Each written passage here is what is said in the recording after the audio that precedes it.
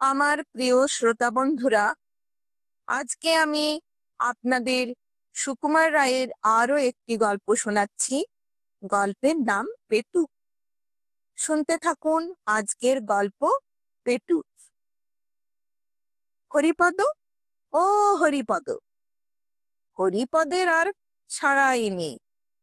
সবাই মিলে এত চেঁচাচ্ছে, হরিপদ আর সাড়াই দেয় না। কেন, হরিপদ কালা নাকি? আমি কম শোনে বুঝি? না, কম শুনবে কেন? বেশ দিব্যি পরিষ্কার শুনতে পায়। তবে হরিপদ কি বাড়ি নেই? তা কেন, হরিপদর মুখ ভরা ক্ষীরের লাড়ু। ফেলতেও পারে না, গিলতেও পারে না। কথা বলবে কি করে? আবার ডাক শুনে ছুটে আসতেও পারে না, তাহলে ধরা পড়ে যাবে। তাই সে তাড়াতাড়ি লাড়ু গিলছে আর জল খাচ্ছে। আর যতই গিলতে যাচ্ছে, ততই গলার মধ্যে লাড়ুগুলো আঠার মতো আটকে যাচ্ছে। বিষম খাবার জোগাড় আর কি। এটা কিন্তু হরিপদর ভারী বদ অভ্যাস। এর জন্য অত ধমক, অত শাসন, অত শাস্তি, অত সাজাই যে সে পেয়েছে, তবু তার আক্কেল হলো না। তবু সে লুকিয়ে চুরিয়ে পেটুকের মতো খাবে। যেমন হরিপদ, তেমন তার ছোট ভাইটি। এইদিকে পেট রোগা, দুদিন অন্তর অসুখ লেগেই আছে, তবু হ্যাংলামি তাদের আর যায় না। যেদিন শাস্তিটা একটু শক্ত রকমের হয়, তারপর কয়েকদিন ধরে প্রতিজ্ঞা থাকে, এমন কাজ আর করব না। যখন অসময়ে অখাদ্য খেয়ে রাত্রে তার পেট কামড়ায়, তখন কাঁদে আর বলে, আর না, এইবারে শেষ। কিন্তু দুদিন না যেতেই আবার যেই সেই। এই তো কিছুদিন আগে পিসিমার ঘরে দই খেতে গিয়ে তারা জব্দ হয়েছিল, কিন্তু তবু তো লজ্জা নেই।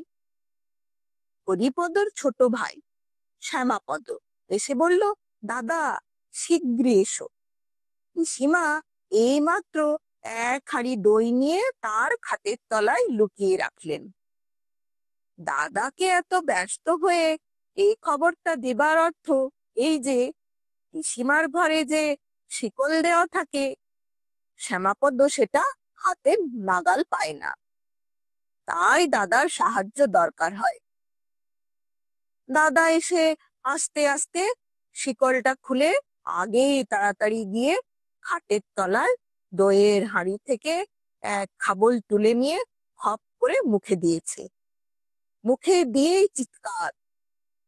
কথাই বলে ষাঁড়ের মতো চেঁচাচ্ছে, কিন্তু হরিপদর চেঁচানো তার চাইতেও সাংঘাতিক। চিৎকার শুনে মা, মাসি, দিদি, পিসি যে যেখানে ছিলেন সব কি হলো বলে দৌড়ে এলেন। শ্যামাপদ বুদ্ধিমান ছেলে, সে দাদার চিৎকারের নমুনা শুনে দৌড়ে ঘোষেদের পাড়ায় গিয়ে হাজির। সেখানে অত্যন্ত ভালো মানুষের মতো তার বন্ধু শান্তি ঘোষের কাছে পড়া বুঝে নিচ্ছে। এইদিকে হরিপদর অবস্থা দেখে পিসিমা বুঝেছেন যে হরিপদ দই ভেবে তার চুনের হাঁড়ি চেখে বসেছে। তারপর হরিপদর যা সাজা। এক সপ্তাহ ধরে সে না পারে চিবোতে, না পারে গিলতে, তার খাওয়া নিয়েই এক মহা হাঙ্গামা। কিন্তু তবু তো তার লজ্জা নেই। আজ আবার লুকিয়ে কোথায় লাড়ু খেতে গিয়েছে। ওদিকে মামা তো ডেকে ডেকে সারা। খানিক বাদে মুখ ধুয়ে মুছে হরিপদ ভালো মানুষের মতো এসে হাজির। হরিপদর বড় মামা বললেন, কিরে, এতক্ষণ কোথায় ছিলি? হরিপদ বলল, এই তো উপরে ছিলাম। তবে আমরা এত চেঁচাচ্ছিলাম, তুই জবাব দিচ্ছিলে না যে? হরিপদ মাথা চুলকাতে চুলকাতে বলল, আগে জল খাচ্ছিলাম কিনা, শুধু জল না কিছু স্থলও ছিল? হরিপদ শুনে হাসতে লাগলো, যেন তার সঙ্গে ভারী একটা রসিকতা করা হয়েছে। এর মধ্যে তার মেজ মামা মুখখানা গম্ভীর করে এসে হাজির। তিনি ভিতর থেকে খবর এনেছেন যে হরিপদ একটু আগে ভাড়ার ঘরে ঢুকেছিল, আর তারপর থেকেই প্রায় 10-12খানা ক্ষীরের লাড়ু কম পড়েছে। তিনি এসেই হরিপদর বড় মামার সঙ্গে খানিকক্ষণ ইংরাজিতে ফিসফাস কি যেন বলা বলি করলেন। তারপর গম্ভীর ভাবে বললেন, বাড়িতে ইঁদুরের যেরকম উৎপাত, ইঁদুর মারবার একটা কিছু বন্দোবস্ত না করলে আর চলছে না। চারিদিকে যেরকম প্লেগ আর ব্যারাম, এই পাড়া শুদ্ধ ইঁদুর না মারলে আর রক্ষে নেই। বড় মামা বললেন, হ্যাঁ, তার ব্যবস্থা করা হয়েছে। দিদিকে বলেছি সেকো বিষ দিয়ে লাড়ু পাকাতে, সেইগুলো একবার ছড়িয়ে দিলেই ইঁদুরের বংশ নির্বংশ হবে। হরিপদ জিজ্ঞেস করলো, লাড়ু কবে পাকানো হবে? বড় মামা বললেন, সে এতক্ষণে হয়ে গেছে। সকালেই বেটিকে দেখছিলাম এক থালা ক্ষীর নিয়ে দিদির সঙ্গে লাড়ু পাকাতে বসেছে। হরিপদর মুখখানা আমসির মতো শুকিয়ে এলো। সে খানিকটা ঢোক গিলে বলল, সেকো বিষ খেলে কি হয় বড় মামা? হবে আবার কি, ইঁদুরগুলো মারা পড়ে, এই হয়। আর যদি মানুষে এই লাড়ু খেয়ে ফেলে? তাই একটু আধটু যদি খেয়ে ফেলে তো নাও মরতে পারে। গলা জ্বলবে, মাথা ঘুরবে, বমি হবে, হয়তো হাত পা খিঁচবে। আর যদি একেবারে 11টা লাড়ু খেয়ে ফেলে? বলে হরিপদ ভ্যাঁ করে কেঁদে ফেলল। তখন বড় মামা হাসি চেপে অত্যন্ত গম্ভীর হয়ে বললেন, বলিস কি রে, তুই খেয়েছিস নাকি? হরিপদ কাঁদতে কাঁদতে বলল, হ্যাঁ বড় মামা, তার মধ্যে 5টা খুব বড় ছিল। তুমি শিগগিরই ডাক্তার ডাকো বড় মামা, আমার কিরকম গা ঝিমঝিম আর বমি বমি করছে। মেজ মামা দৌড়ে গিয়ে তার বন্ধু রমেশ ডাক্তারকে পাশের বাড়ি থেকে ডেকে আনলেন।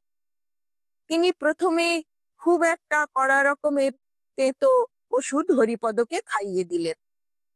তারপর তাকে কি একটা শুকতে দিলেন। তার এমন ঝাঁজ যে বেচারার 2 চোখ দিয়ে দর দর করে জল পড়তে লাগলো। তারপর তারা সবাই মিলে লেপ কম্বল চাপা দিয়ে তাকে ঘামিয়ে অস্থির করে তুললেন। তারপর একটা ভয়ানক উৎকট ওষুধ খাওয়ানো হলো।